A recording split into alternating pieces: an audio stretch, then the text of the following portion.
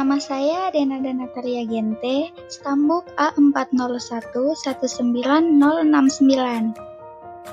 Halo teman-teman, perkenalkan nama saya Afika Kodea, Stambuk A40119197. Halo teman-teman, perkenalkan nama saya Nisa Arinesa Bumi, Stambuk A40119052. Hai teman-teman, perkenalkan nama saya Nurahmi Rizky Ramadhani, Stambuk A41199191. Kami dari kelas B, Prodi Pendidikan Guru Sekolah Dasar Angkatan 2019.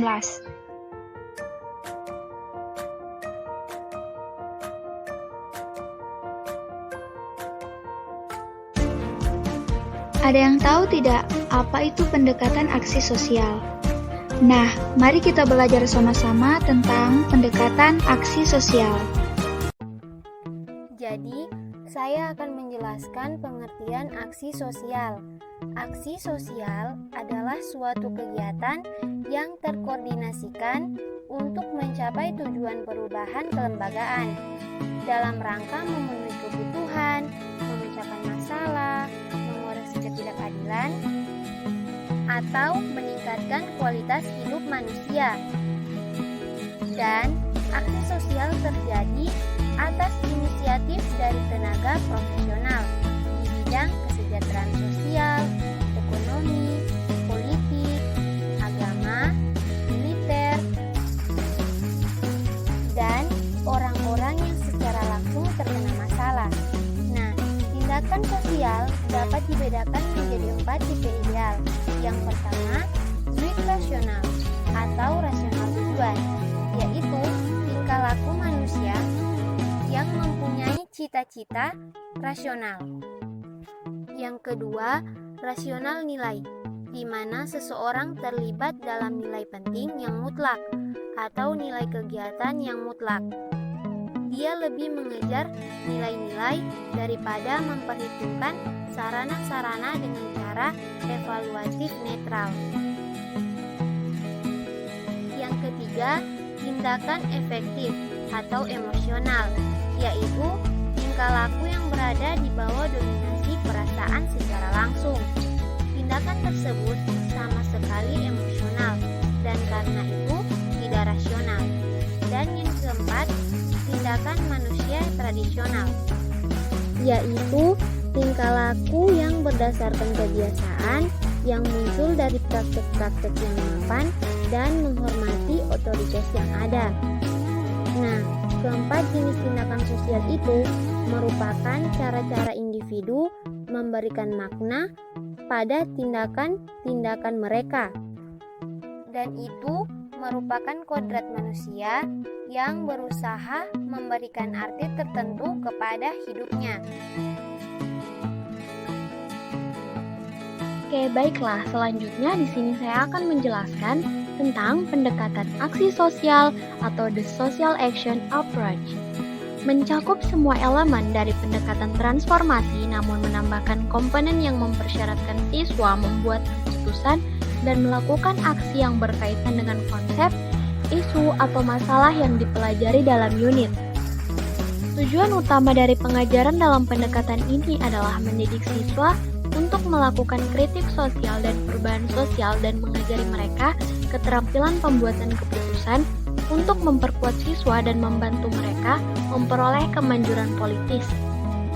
Sekolah seharusnya membantunya menjadi kritikus sosial yang reflektif dan partisipan yang terlatih dalam perubahan sosial. Tujuan tradisional dari persekolahan yang telah ada adalah untuk mensosialisasi siswa sehingga mereka menerima tanpa bertanya ideologi, lembaga, dan praktek yang ada dalam masyarakat dan negara. Baik, kita lanjut pada materi yang selanjutnya, yaitu pendidikan politik di Amerika Serikat.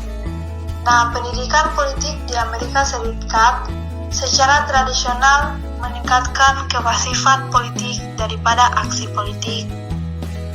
Tujuan utama dari pendekatan aksi sosial adalah untuk membantu siswa memperoleh pengetahuan, nilai, dan keterampilan yang mereka butuhkan untuk berpartisipasi dalam perubahan sosial, sehingga kelompok-kelompok ras dan etnis yang terabaikan dan menjadi korban ini dapat menjadi berpartisipan penuh dalam masyarakat Amerika Serikat dan negara akan lebih dekat dalam mencapai ide demokrasi.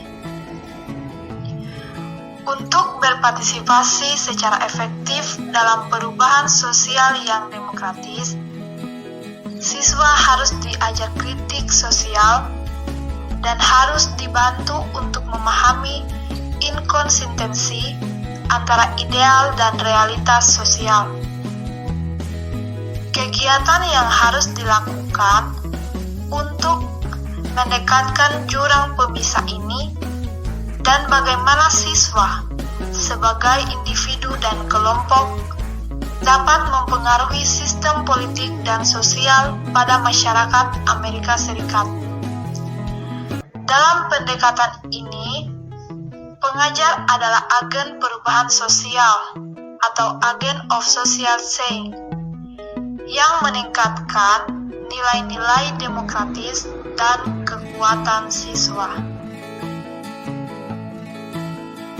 Nah, selanjutnya pelajaran yang sesuai dengan pendekatan aksi sosial, yaitu pelajaran IPS. Pelajaran IPS sangat berperan dalam pengembangan multikultur, berhubungan erat dengan era globalisasi saat ini.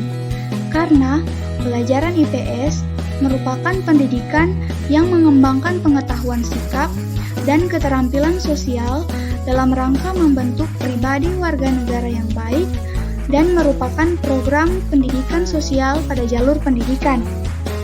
Apabila kita menggunakan pendekatan aksi sosial dalam mengajarkan materi IPS, maka kita akan membentuk peserta didik untuk menjadi warga negara dalam kehidupan damai, dapat berkompetensi untuk beradaptasi, bersinergi dan berkomunikasi dengan baik, serta dapat berpikir positif terhadap orang lain. Maka, peserta didik memiliki kesadaran terhadap berbagai permasalahan yang ada di lingkungan untuk memberikan manfaat dalam mengatasi permasalahan sosial khususnya.